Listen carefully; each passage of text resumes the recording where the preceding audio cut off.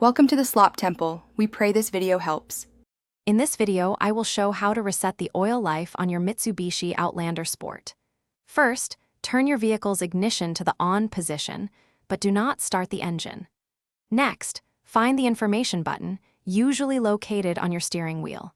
You'll need to press this button repeatedly to cycle through the various display screens until you find the maintenance reminder. Once you see the maintenance or service due message on your dashboard display, it's time for the next step. Press and hold the information button for approximately 3 to 5 seconds. This action will typically bring up a new menu on your display, allowing you to access the specific settings for your vehicle's maintenance reminders.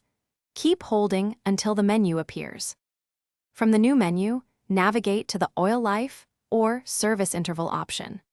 Once highlighted, press and hold the information button one more time to confirm your selection. This action will initiate the reset process. You should then see the oil life display change, indicating that it has been successfully reset to 100%, confirming the procedure is complete. After completing the reset, always double-check that your oil life display now shows 100%.